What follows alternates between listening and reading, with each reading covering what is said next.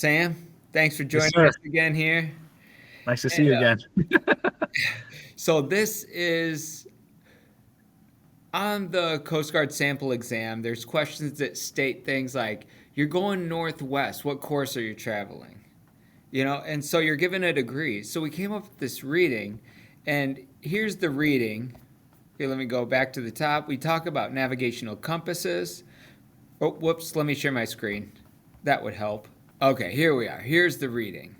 Yep, So we go through the navigational compass. We talk about cardinal points, north, east, south, west, and the degrees associated with them.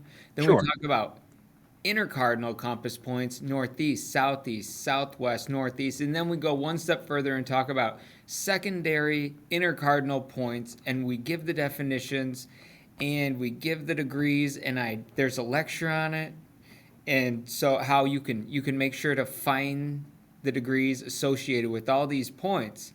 And even here's the math that describes how many points are in a degree. And you took a look at this, Yep. and this in particular, and you're like, yeah, well, that's great, there's 32 points of a compass, but this is how we use them in the industry. So There it is. yeah, so here is a big blown up picture of it. So So, yeah, go if ahead. you're just navigating out there and you're steering and the vessel is out in open water, Yeah. you have a voyage plan and yes, you are putting the ship on a heading to get to your destination, right? Per your voyage plan. Fine. Yes. No problem. All good.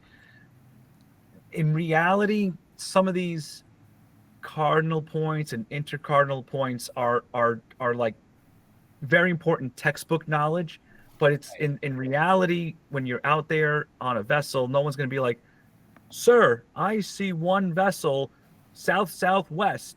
You know, like first of all, south southwest is relative to true north or Right. magnetic north, right? Um, and it's sort of a useless statement because you have to know which way you're facing and then figure out where north is so that you and then you can figure out where this person is what he's trying to report because he's using south southwest. Right. It's kind of it's not the best way to give someone that information as to where to move their head or what they're talking about. Especially a relative bearing. If you're talking about relative, it's south southwest relative to it just kind of loses everything. It loses everything. So when we talk about lookout stating where something is, Mm-hmm. we use a point system where everything is relative to the dead ahead, wherever you're looking right now, and it's always the same. And you can see my screen right now, right? Nope. You can't. Something. Okay, It just let me goes share up. my screen. Your webcam seems to be frozen a little bit, but that's all right. These things happen. Okay, share my screen. Okay, there you are.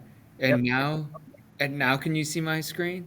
Yep. And then we're going to switch to navigational compasses.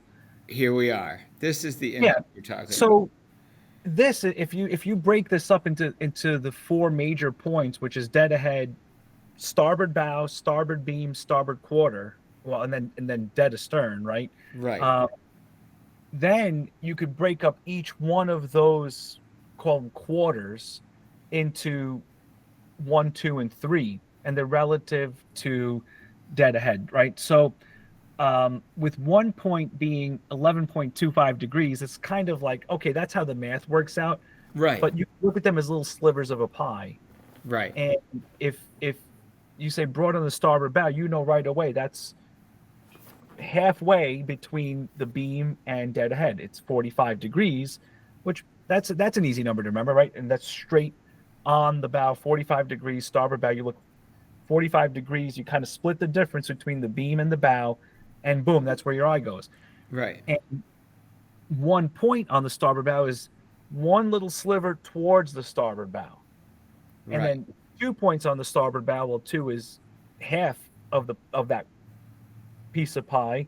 So you have dead ahead, you have broad on the starboard bow. Now two is kind of slicing in the middle. You don't have to know that's like, oh, that's 12 and a half degrees from dead ahead. No, that's not the point of this. The point is to get someone's eye to look in the right direction to see what this mariner is trying to report. Right. It's all relative. It's all relative and actually simplifies the full 360 degrees of the circle into these slivers of pie that allow someone to very quickly say 2 points forward of the starboard beam and have them look halfway between the starboard beam and the starboard bow. Boom, right there. I just did it. And It's this easy. this diagram was honed in specifically on your recommendations, and it showed the first of all, the wording's very specific, like broad on the starboard bow. This is word for word what you learned in the academy, essentially, right? Yep. Oh yeah.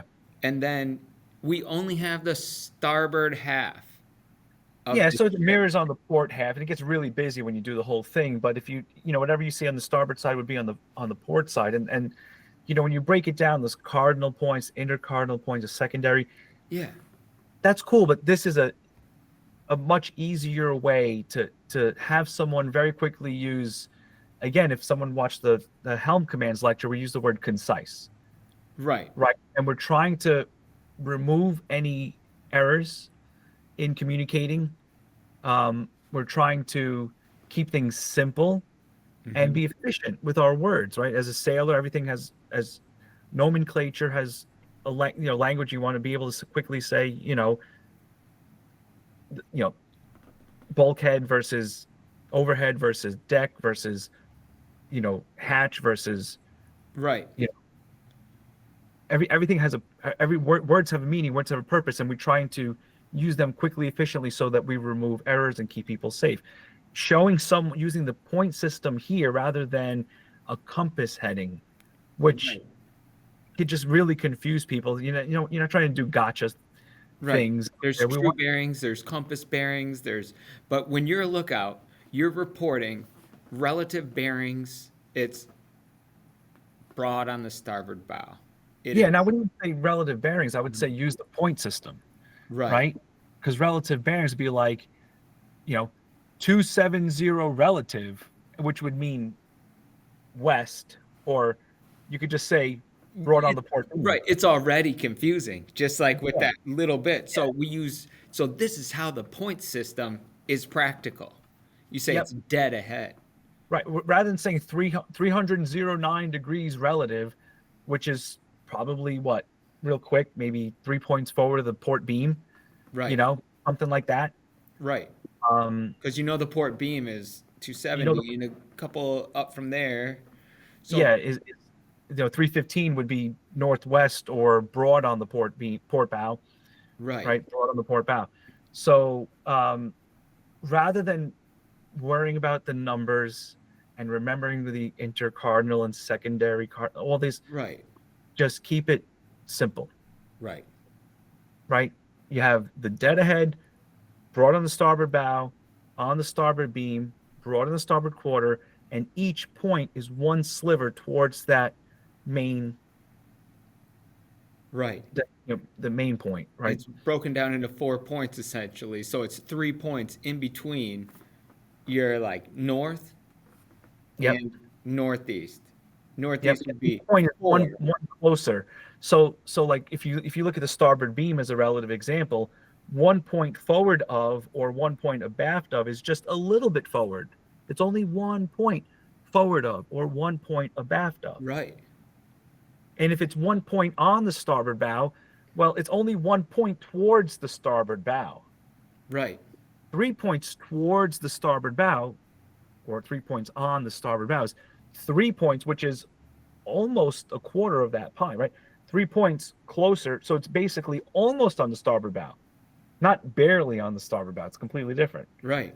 right? So it once you get used to it and kind of that clicks that how why these are the way they are. It's simple, it's quick, it's concise, it's clear, and you don't have to worry about all the numbers that the 360 numbers and what the reference point is. Is it referencing true north? Is it referencing magnetic north? Is it referencing our current heading? Is Who it a needs that? We gyro? want to tell someone where to look.